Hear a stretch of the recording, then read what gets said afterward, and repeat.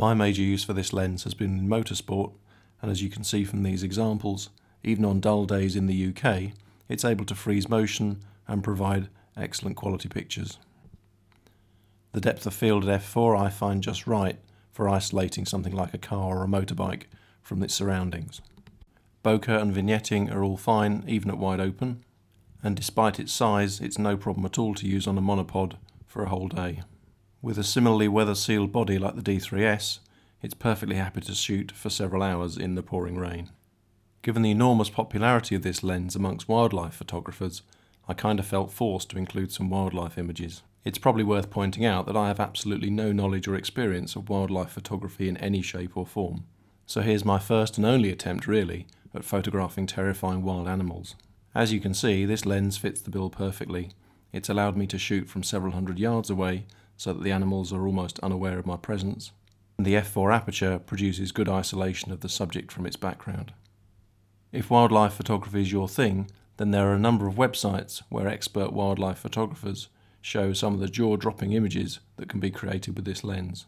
Unfortunately, this review isn't one of them. Interestingly though, whilst trying to shoot the local wildlife for the purposes of this review, it became clear to me why many wildlife photographers need focal lengths even longer than the 400mm of this lens. Even standing close to the bottom of the tree on which this little bird was sitting, the 400mm focal length wasn't anywhere near enough. This crop of the original image probably represents a focal length of well over 500mm. If you need to shoot images that show the details of this little chap, then I can now see why focal lengths of over 600mm may be necessary. Having warned in an earlier section about the dangers of simply hand-holding this lens, half an hour's worth of wandering around with this lens wide open at f4 and handheld with the VR turned on did produce some surprisingly good results. At these relatively close ranges, it isolated the subject from its background very well, and the VR system did an excellent job of compensating for my aching arms, even when the subject was moving at nearly 60 miles an hour. As mentioned before, the bokeh of this lens, the appearance of the out-of-focus areas, rarely intrudes on photographs, but as shown in this example with a fairly bright background, it can sometimes appear a bit blotchy. Once again, this is an area where the f2.8 primes would have the edge. The lens does have an unusually short closest focus distance of about 2 meters. At this distance, depth of field becomes very thin and can be used to isolate subjects from their background very well. When this is combined with the flattened perspective of the 400mm focal length, it's possible to produce some interesting pictures of small objects in the world close to you. Finally, although you probably wouldn't think of this lens as your first choice for landscapes, the perspective produced by the 400mm focal length can produce some interesting results in the right situation. I particularly like the fact that you can take a photograph of a hillside, for example, without having to go to all the trouble of walking there.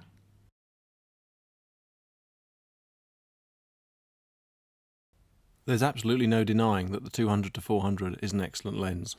If you're looking for a fast, fixed aperture lens in this 200-400mm range, then it will most definitely get the job done.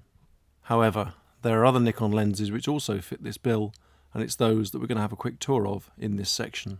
To be a contender as an alternative to the 200-400 f4 in this section, a lens will need to tick some or all of the following items. It'll need to have a focal length in the 200-400mm range. It'll need to have a fast f2.8 or f4 aperture, and that'll need to be fixed if it's a zoom lens. It'll need to have a fast autofocus system and to offer prime lens quality or close to it.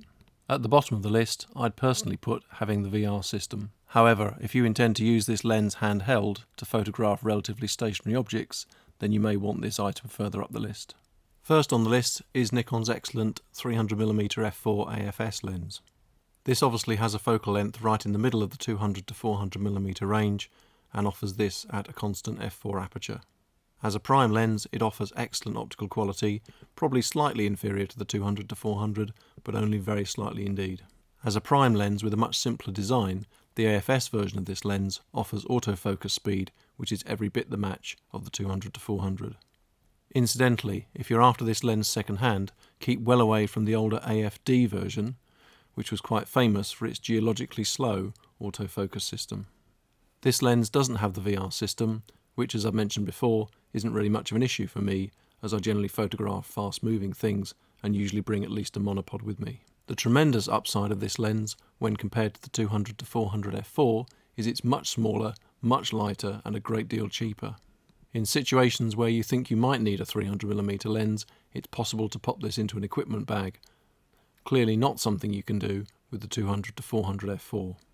The obvious downside of this lens is that it offers no zooming facility and is stuck at 300mm. There have been a few occasions when out shooting with this lens where I've wished I'd brought the 200-400 f4, but it's interesting that this is nearly always to do with not being able to zoom back to 200mm. On the occasions when I've needed to zoom forward to 400mm, I can normally sort it out afterwards by cropping the FX image. The bottom line with any lens is probably to do with how much it actually gets used, and this lens definitely comes with me on some occasions when I can't face taking the 200-400 f4. On those occasions, it always provides a very effective alternative.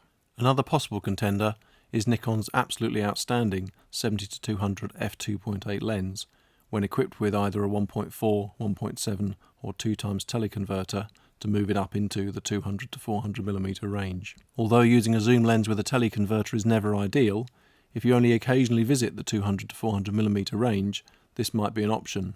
It would also give you a lens which in the 70-200mm range is absolutely fantastic. And I'm looking forward to raving about this lens in another video.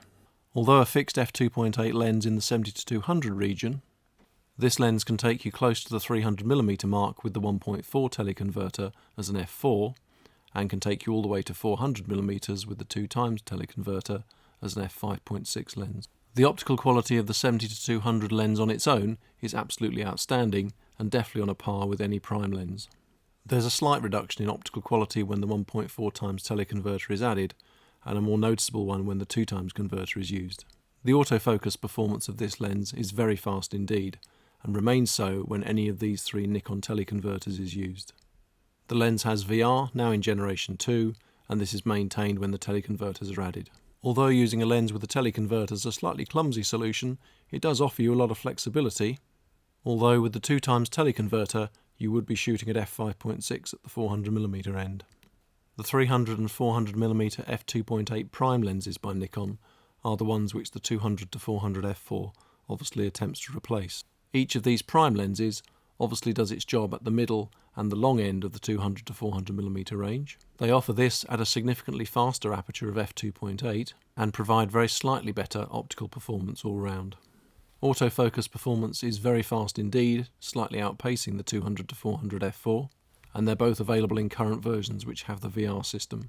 As you can see from the simulations here, the 300 f2.8 is slightly shorter than the 200-400, and the 400 f2.8 is slightly longer.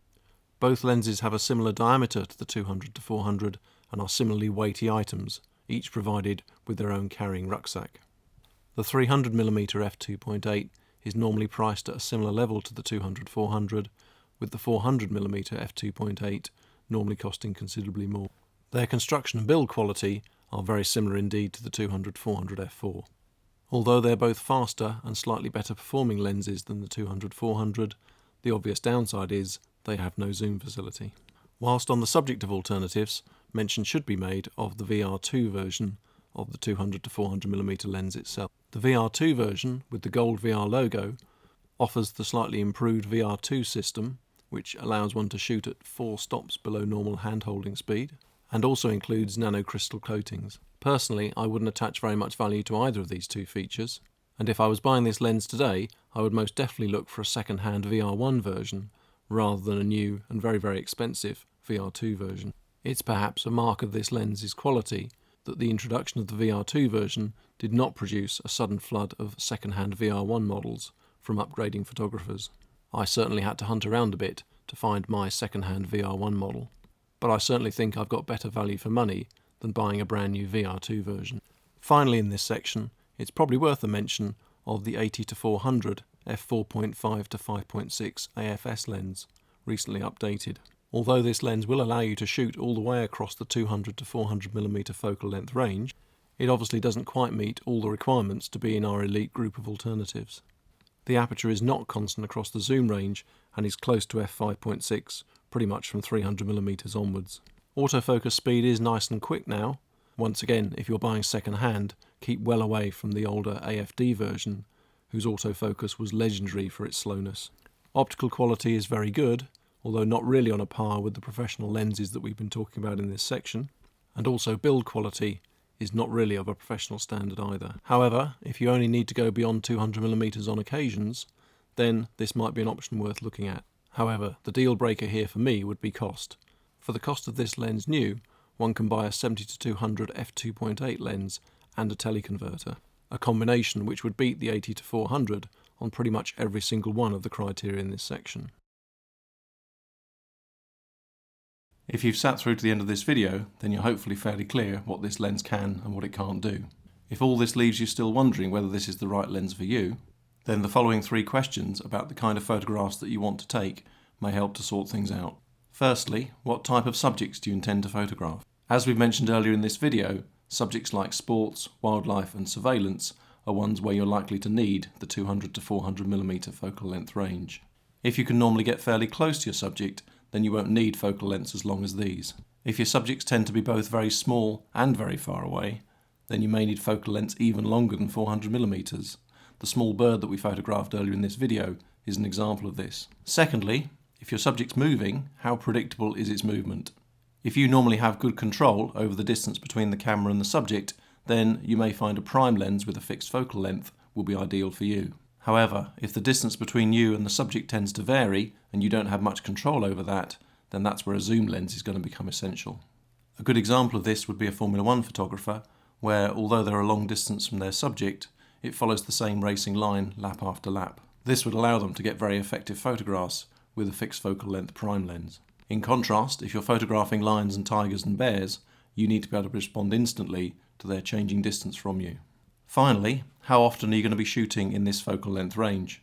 If you only find yourself needing to go beyond the 200mm focal length every now and then solutions like the 70-200 with a teleconverter or the 80-400 AFS lens may well suit your needs. If you find yourself needing to shoot in this focal length range a bit more often, then this might justify the added expense of something like the 300mm f4 or a second-hand version of one of the prime lenses.